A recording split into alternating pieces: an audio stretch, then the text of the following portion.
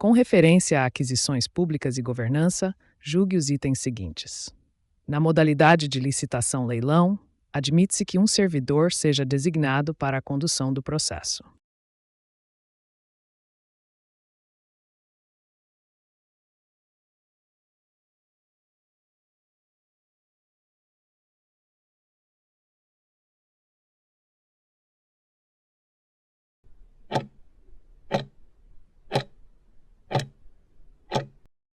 O gabarito está correto. Vamos à explicação. Análise do contexto da questão.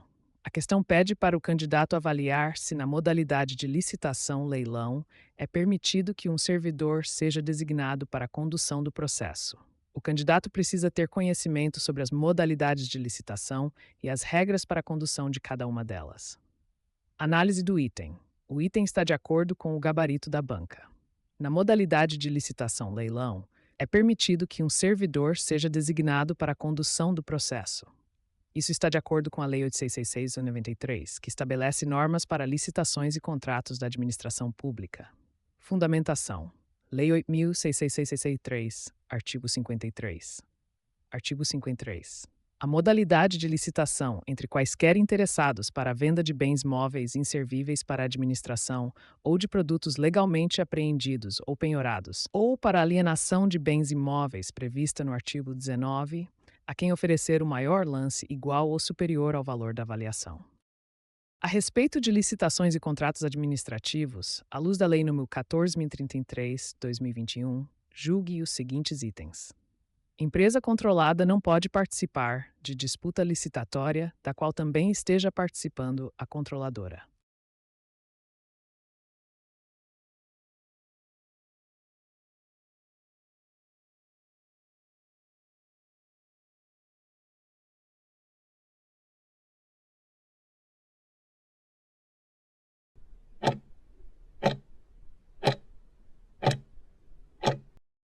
O gabarito está correto.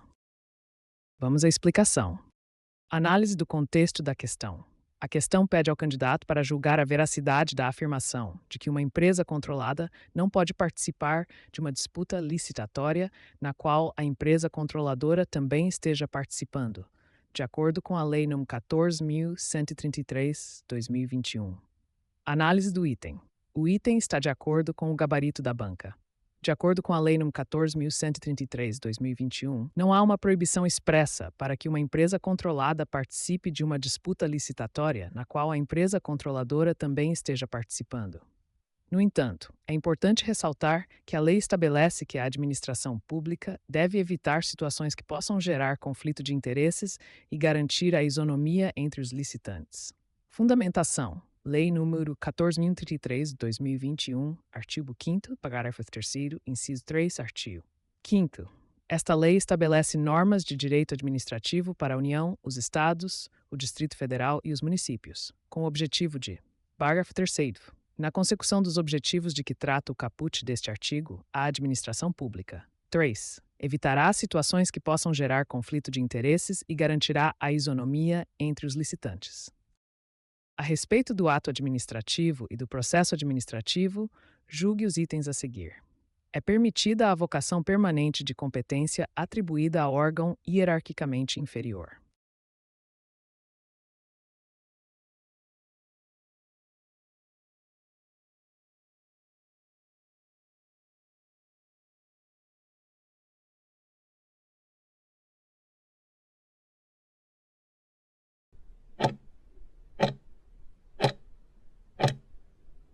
O gabarito está errado. Análise do contexto da questão. A questão aborda o tema de avocação de competência no âmbito da administração pública. A avocação é o ato pelo qual a autoridade superior retira temporariamente a competência do inferior para resolver determinado assunto. A questão pede para o candidato avaliar se é permitida a avocação permanente de competência atribuída a órgão hierarquicamente inferior. Análise do item. O item está de acordo com o gabarito da banca. A avocação de competência no âmbito da administração pública é um ato excepcional e temporário. Não é permitida a avocação permanente de competência atribuída a órgão hierarquicamente inferior. pois isso violaria o princípio da legalidade da competência e da competência, segundo o qual a competência é irrenunciável e se exerce pelos órgãos administrativos a que foi atribuída como própria, salvo os casos de delegação e avocação legalmente admitidos. Fundamentação. Artigo 12 da Lei nº 9.789, artigo 12. Um órgão administrativo e seu titular poderão, se não houver impedimento legal, delegar parte da sua competência a outros órgãos ou titulares, ainda que estes não lhe sejam hierarquicamente subordinados, quando for conveniente, em razão de circunstâncias de índole técnica, social, econômica, jurídica ou territorial. Parágrafo único. O disposto no caput deste artigo aplica-se à delegação de competência dos órgãos colegiados aos respectivos presidentes. Julgue os próximos itens, relativos ao ato administrativo e ao processo administrativo. A autorização é exemplo de ato administrativo vinculado e deve ser concedida pela administração, caso o interessado pela sua obtenção tenha cumprido todas as exigências legais.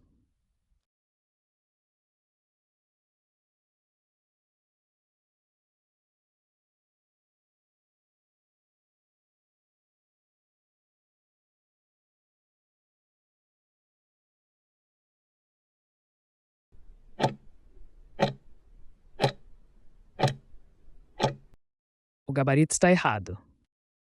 Vamos à explicação. Análise do contexto da questão. A questão pede ao candidato para julgar a afirmação sobre a autorização ser um exemplo de ato administrativo vinculado e que ela deve ser concedida pela administração, caso o interessado tenha cumprido todas as exigências legais. O candidato deve entender a diferença entre atos administrativos vinculados e discricionários, e saber que a autorização é, na verdade, um ato discricionário e não vinculado. Análise do item. A afirmação está errada porque a autorização é um ato administrativo discricionário e não vinculado.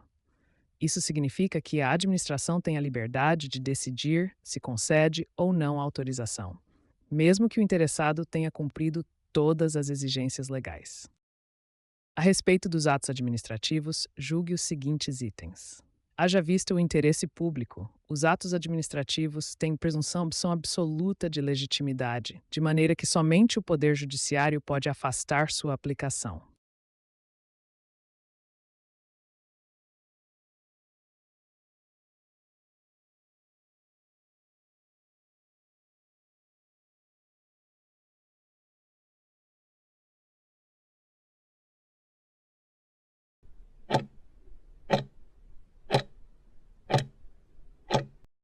O gabarito está errado.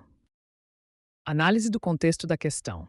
A questão pede para o candidato julgar a afirmação de que os atos administrativos possuem presunção absoluta de legitimidade e que somente o Poder Judiciário pode afastar sua aplicação. O candidato precisa ter conhecimento sobre a natureza da presunção de legitimidade dos atos administrativos e o papel do Poder Judiciário e da própria administração pública na revisão desses atos. Análise do item. O item está de acordo com o gabarito da banca. A afirmação de que os atos administrativos têm presunção absoluta de legitimidade está incorreta. A presunção de legitimidade dos atos administrativos é relativa, ou seja, admite prova em contrário. Além disso, não é somente o Poder Judiciário que pode afastar a aplicação de um ato administrativo. A própria administração pública pode revogar seus atos, desde que não gere direitos adquiridos. Com relação aos agentes públicos e aos poderes administrativos, julgue os itens seguintes. O abuso de poder é gênero do qual são espécies o desvio de poder, ou desvio de finalidade, e o excesso de poder.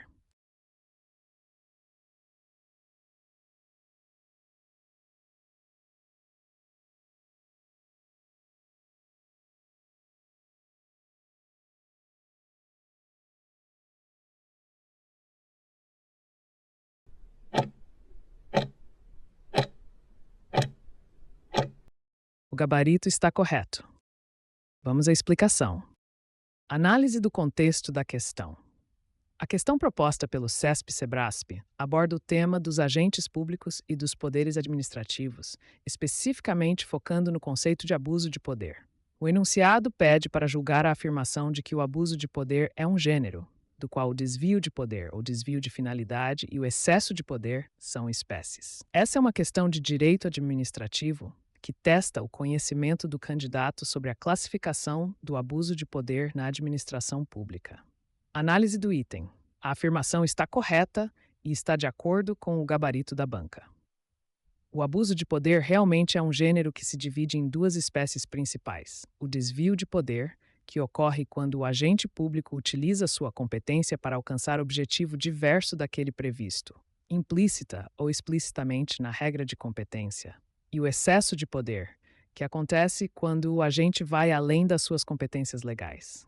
Essa distinção é fundamental para entender como a administração pública deve agir dentro dos limites da lei e da moralidade administrativa.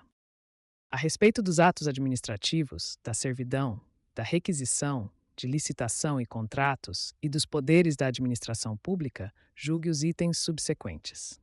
Embora não decorra de lei específica, o poder de polícia é direito precípio da administração pública em razão do interesse público.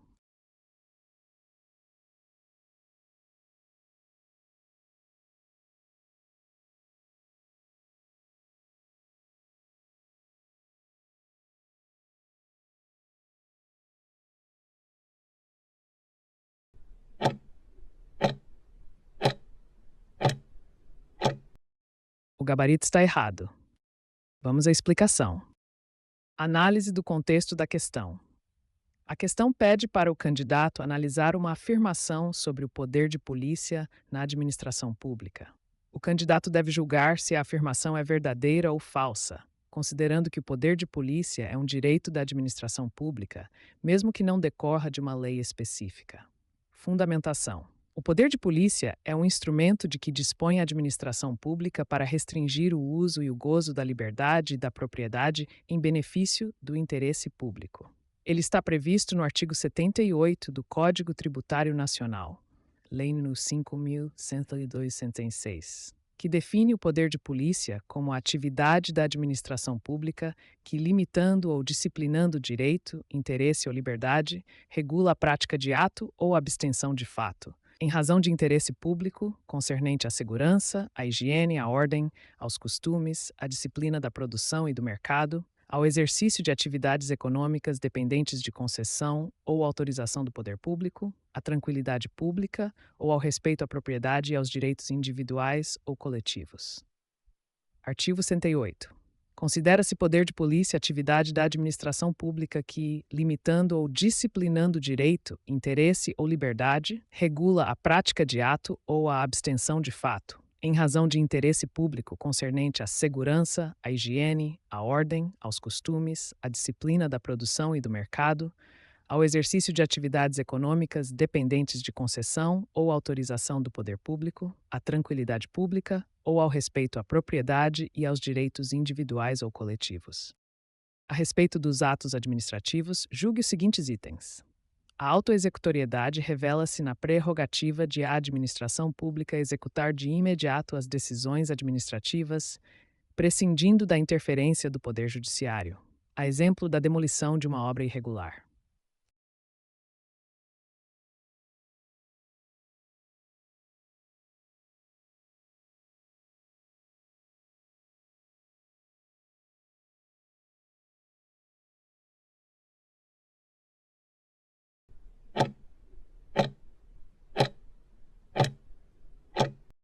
O gabarito está correto. Análise do contexto da questão. A questão aborda o conceito de autoexecutoriedade, um dos atributos dos atos administrativos. A autoexecutoriedade é a prerrogativa que a administração pública tem de executar suas próprias decisões, sem necessidade de recorrer ao Poder Judiciário. No exemplo dado na questão, a administração pública pode demolir uma obra irregular sem precisar de uma ordem judicial. A questão pede para o candidato julgar se a afirmação está correta ou errada. Análise do item. O item está de acordo com o gabarito da banca. A afirmação está correta, pois a autoexecutoriedade é de fato a prerrogativa da administração pública de executar suas próprias decisões, sem necessidade de recorrer ao Poder Judiciário. Portanto, a administração pública pode sim demolir uma obra irregular sem precisar de uma ordem judicial. Fundamentação. Não há uma lei específica que trate da autoexecutoriedade dos atos administrativos.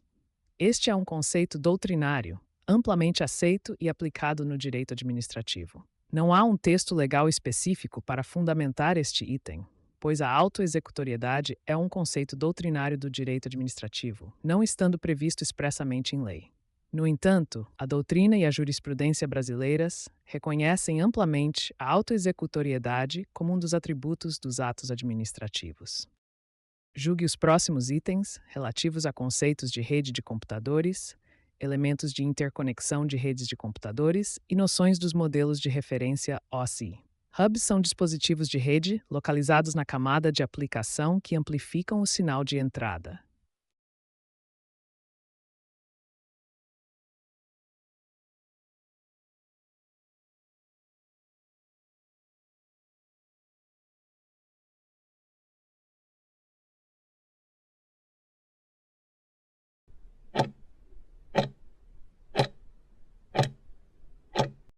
O gabarito está errado.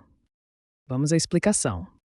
Análise do contexto da questão. A questão aborda o tema de redes de computadores, especificamente sobre o dispositivo chamado hub. O enunciado da questão está incorreto ao afirmar que os hubs são dispositivos de rede localizados na camada de aplicação que amplificam o sinal de entrada. Na verdade, os hubs são dispositivos de hardware usados para conectar vários dispositivos em uma rede. Eles operam na camada física, camada 1, do modelo OSI, não na camada de aplicação. Além disso, os hubs não amplificam o sinal de entrada, eles apenas retransmitem o sinal recebido para todas as portas, sem qualquer processamento ou filtragem. Análise do item. A resposta está de acordo com o gabarito da banca. A afirmação de que os hubs são dispositivos de rede localizados na camada de aplicação que amplificam o sinal de entrada é incorreta. Os hubs operam na camada física do modelo OSI e não amplificam o sinal, apenas o retransmitem. Fundamentação. A fundamentação para esta resposta é baseada no entendimento do funcionamento dos hubs em uma rede de computadores e do modelo OSI. O modelo OSI, Open Systems Interconnection, é um modelo de rede que descreve como as informações são transferidas de um computador para outro. Ele é dividido em 7 camadas, e a camada física, onde os hubs operam, é a primeira delas. O hub é um dispositivo de rede que opera na camada física do modelo OSI. Ele recebe um sinal de um dispositivo conectado a uma de suas portas e retransmite este sinal para todos os outros dispositivos conectados às suas outras portas. Ele não realiza qualquer tipo de processamento ou filtragem do sinal e também não amplifica o sinal. Portanto, a afirmação da questão está incorreta. Julgue os itens subsequentes relacionados a noções dos modelos de referência OSI, noções dos padrões ETPARA 802.1 e ERA 803, ETSGRAWGN-AC e arquitetura e pilhas de protocolo TCP/IP. O campo tamanho, nos quadros Ethernet, informa ao sistema operacional o momento que o processo deve receber um pacote IPv4.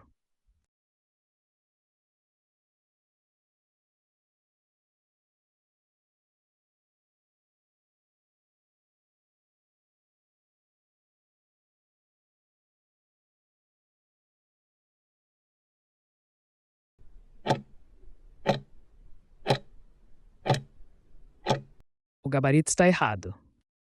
Análise do contexto da questão.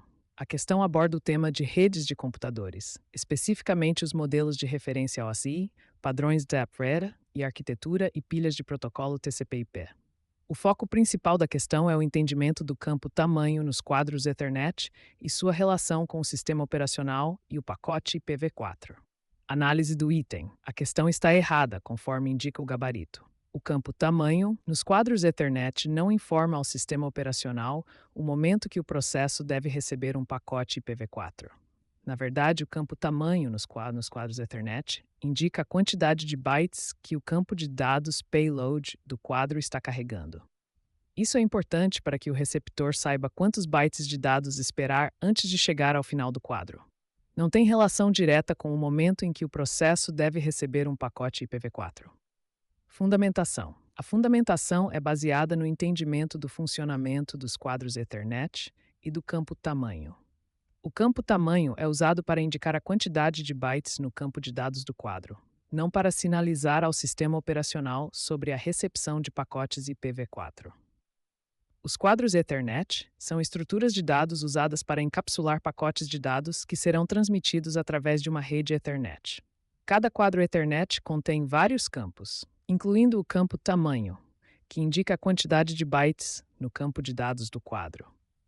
Este campo não tem a função de informar ao sistema operacional o momento em que um processo deve receber um pacote IPv4. Com relação à administração de rede de dados, julgue os itens a seguir. O protocolo IPv6 foi desenvolvido principalmente para aumentar a velocidade da transmissão de dados na internet.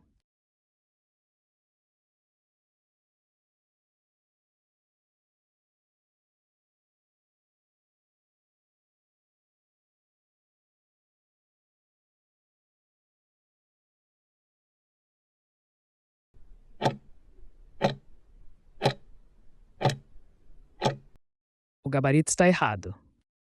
Vamos à explicação. Análise do contexto da questão. A questão proposta pelo CESP-CEBRASP aborda um tema central na área de tecnologia da informação, especificamente sobre redes de computadores e o protocolo de internet versão 6, IPv6. O enunciado solicita a avaliação de uma afirmação relacionada ao principal objetivo do desenvolvimento do IPv6.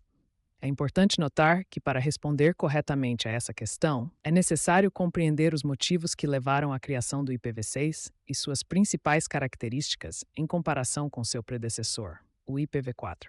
O IPv6 foi desenvolvido pela Internet Engineering Task Force, IETF, para lidar principalmente com a exaustão de endereços IP disponíveis sob o IPv4, além de introduzir melhorias em aspectos como segurança e configuração automática de rede. Portanto, a questão testa o conhecimento do candidato sobre as motivações por trás do desenvolvimento do IPv6 e suas implicações para a administração de redes de dados. Análise do item. A afirmação de que o protocolo IPv6 foi desenvolvido principalmente para aumentar a velocidade da transmissão de dados na internet é incorreta. O principal motivo para o desenvolvimento do IPv6 foi a necessidade de expandir o espaço de endereçamento na internet devido à limitação do número de endereços IP disponíveis sob o IPv4.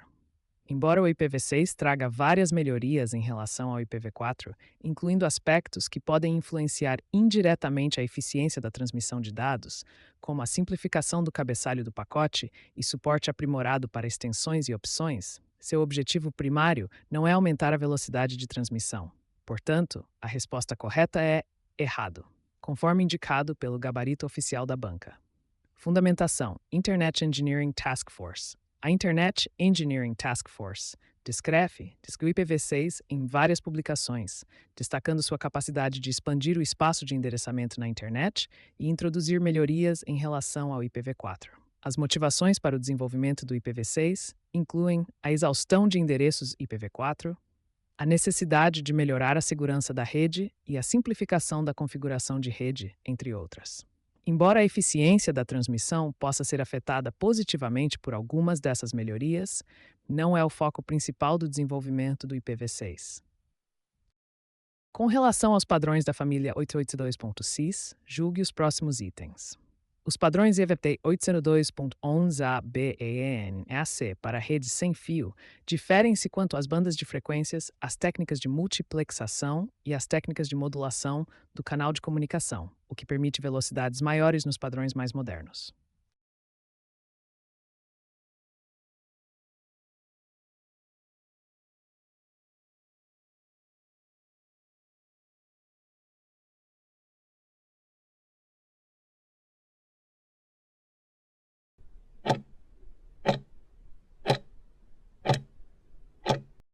O gabarito está correto. Análise do contexto da questão. A questão proposta pelo CESP-CEBRASP aborda os padrões DET-11 relacionados à rede sem fio, Wi-Fi, focando nas diferenças entre as versões A, B, G, N e AC em termos de bandas de frequência, técnicas de multiplexação e técnicas de modulação. O objetivo é avaliar o entendimento do candidato sobre como essas diferenças contribuem para as variações de velocidade entre os padrões. É uma questão de múltipla escolha que requer conhecimento específico sobre padrões de redes sem fio e suas características técnicas. Análise do item. O item está correto e está de acordo com o gabarito da banca. Os padrões IDERE 811A-BG-BEM-AC realmente diferem entre si em aspectos fundamentais como as bandas de frequência utilizadas, as técnicas de multiplexação, como OFDM para 811A-VAC e DSSS para 802.11b, e as técnicas de modulação. Essas diferenças são cruciais para entender por que os padrões mais modernos, como o 802.11ac, conseguem oferecer velocidades de transmissão de dados significativamente maiores em comparação com os padrões mais antigos. Por exemplo, o 802.11b opera na banda de 2,4 GHz com uma velocidade máxima de 11 Mbps, enquanto o 802.11ac opera tanto em 2,4 GHz quanto em 5 GHz, podendo alcançar velocidades de até várias centenas de Mbps, até 1 Gbps em condições ideais. Fundamentação. A fundamentação para este item reside no entendimento das especificações técnicas dos padrões ETH 2.11 e como elas evoluíram ao longo do tempo para suportar demandas crescentes por largura de banda e eficiência na transmissão de dados em ambientes sem fio. Cada avanço nos padrões trouxe melhorias significativas em termos de velocidade e confiabilidade, principalmente através do uso de bandas adicionais, técnicas de multiplexação mais eficientes e modulações mais avançadas. Acerca de redes de comunicação cabeadas, de padrões Impeller FL2.11, de routing e switching, de IDS, IPS e NAT, julgue os itens subsequentes. Enquanto as LANs Ethernet detectam as colisões ocorridas nas transmissões entre estações por meio do método CSMA-CD, as LANs sem fio sob o padrão ERP11 aplicam o método CCA para evitar a ocorrência de colisões nas transmissões.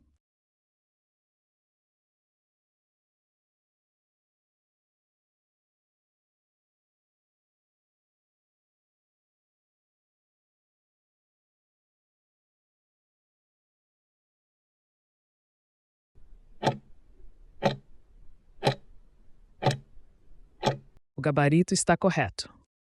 Vamos à explicação. Análise do contexto da questão. A questão aborda o tema de redes de comunicação, especificamente as LANs Ethernet e as LANs sem fio, sob o padrão ERA 802.11. O foco principal é a compreensão dos métodos CSMA-CD e CSMA-CA, utilizados respectivamente por cada uma dessas redes para gerenciar as transmissões de dados e evitar colisões. Análise do item. A afirmação do item está correta. As LANs Ethernet utilizam o método CSMA-CD, Carrier Sense Multiple Access with Collision Detection, para detectar colisões nas transmissões de dados. Já as LANs sem fio, sob o padrão EtherBREC 802.11, utilizam o método CSMA-CA, Carrier Sense Multiple Access with Collision Avoidance, para evitar a ocorrência de colisões nas transmissões. A principal diferença entre os dois métodos é que o CSMA-CD detecta colisões e interrompe a transmissão, enquanto o CSMA-CA tenta evitar a colisão antes que ela ocorra. Fundamentação. A fundamentação para essa resposta pode ser encontrada em qualquer livro-texto de redes de computadores que aborde os métodos de controle de acesso ao meio, MAC, Medium Access Control, utilizados em redes Ethernet e sem fio. Um exemplo é o livro Redes de Computadores, de Andrew S. Tannenbaum e David J. Weatherall. No livro Redes de Computadores, os autores explicam que o método CSMA-CD é utilizado em redes Ethernet para detectar colisões. Quando uma estação detecta uma colisão, ela interrompe a transmissão e espera um tempo aleatório antes de tentar transmitir novamente. Já o método CSMA-CA, utilizado em redes sem fio, sob o padrão Android 2.11, tenta evitar a colisão antes que ela ocorra. Antes de transmitir, a estação verifica se o canal está livre. Se estiver, ela transmite. Se não estiver, ela espera um tempo aleatório antes de verificar novamente. A respeito de lógica de programação em pseudocódigo, julgue os itens subsecutivos. Em pseudocódigo, uma estrutura escolha caso só pode ser utilizada com variáveis do tipo inteiro.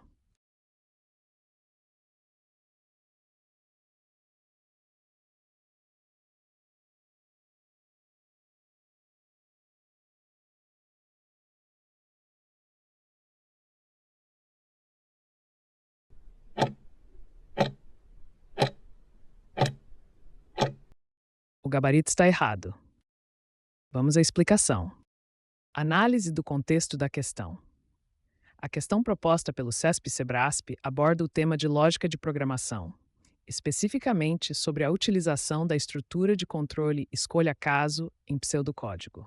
O foco principal é verificar o entendimento do candidato sobre os tipos de dados que podem ser utilizados com essa estrutura, questionando a afirmação de que apenas variáveis do tipo inteiro podem ser empregadas.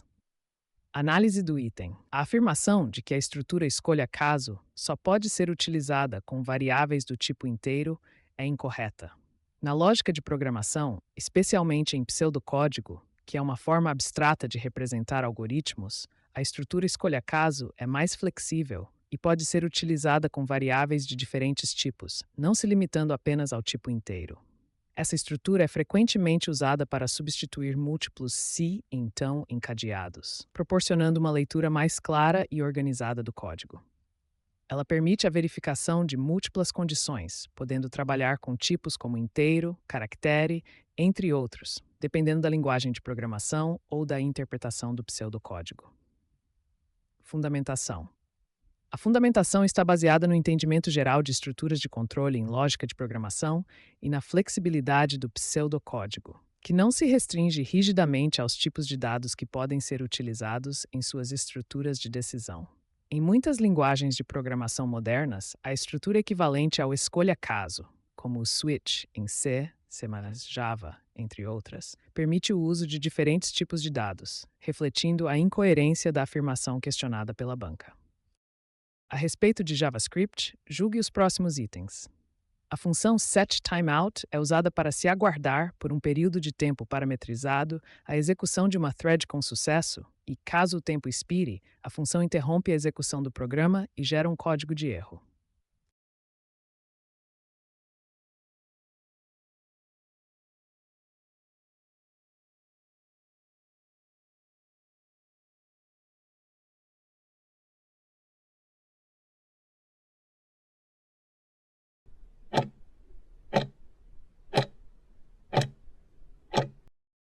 O gabarito está errado.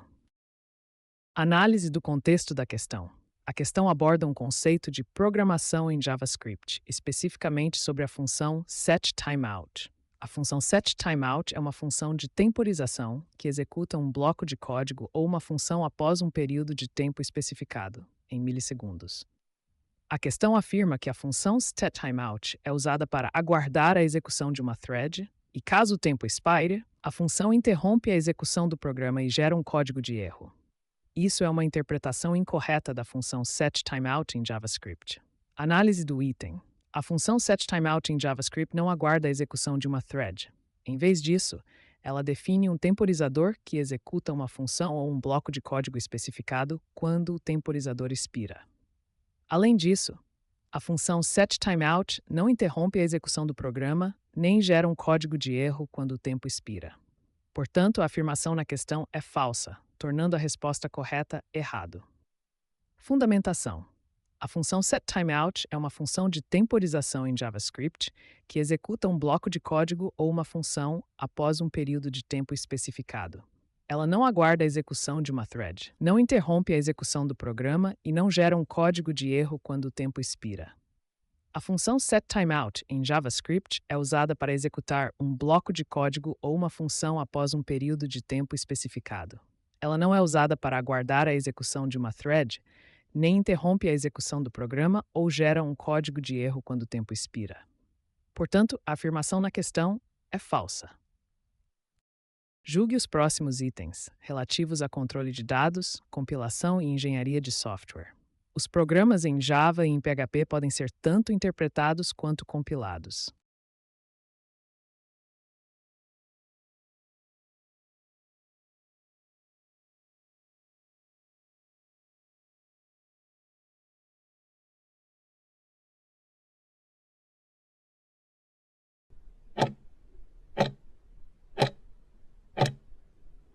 O gabarito está correto.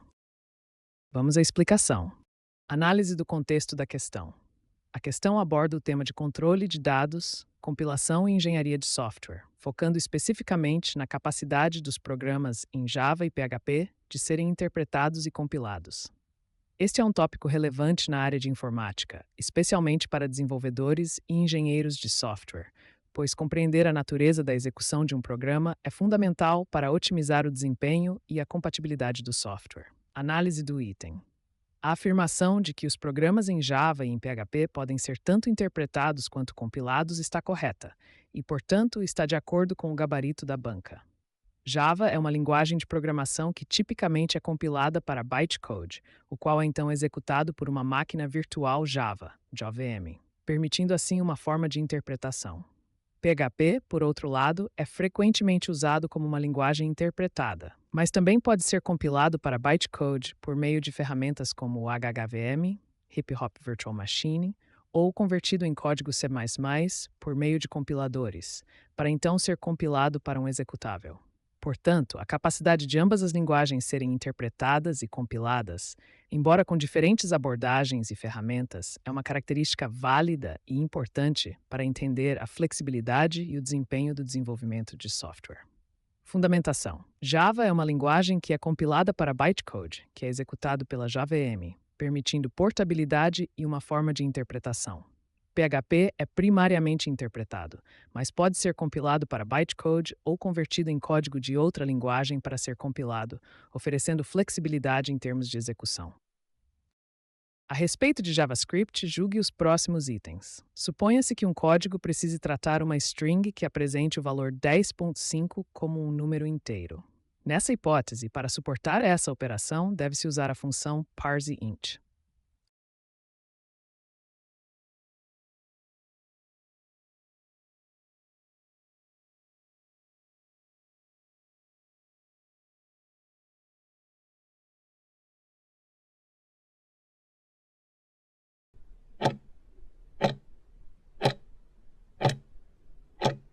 O gabarito está correto. Análise do contexto da questão. A questão proposta pela banca CESP-CEBRASP aborda um conceito fundamental de programação em JavaScript, que é a conversão de tipos de dados. No caso específico, a questão trata da conversão de uma string, que representa um número fracionário, para um número inteiro. A função parseInt é utilizada em JavaScript para converter uma string em um número inteiro. No entanto, é importante notar que essa função irá truncar qualquer valor decimal, não arredondando para o número inteiro mais próximo.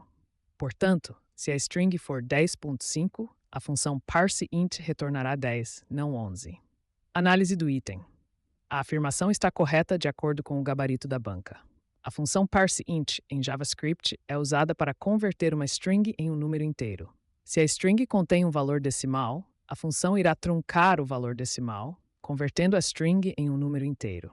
Portanto, se a string for 10.5, a função parseInt retornará 10. Fundamentação. A fundamentação para essa resposta pode ser encontrada na documentação oficial do JavaScript, que explica o funcionamento da função parseInt. De acordo com a documentação, a função parseInt converte seu primeiro argumento para uma string, analisa e retorna um inteiro ou nen. Se não for um número, o valor nen é retornado. Portanto, a função parseInt é apropriada para converter uma string que representa um número fracionário em um número inteiro, como afirmado na questão. No entanto, é importante lembrar que a função irá truncar qualquer valor decimal, não arredondando para o número inteiro mais próximo. Julgue os itens a seguir, referentes a banco de dados. ADABAS, Adaptable Database System, é um sistema gerenciador de banco de dados que se baseia em tabelas no formato JSON, cujas características permitem que as aplicações modelem informações e que os dados sejam alinhados em hierarquias complexas, mantendo-se indexáveis e fáceis de buscar.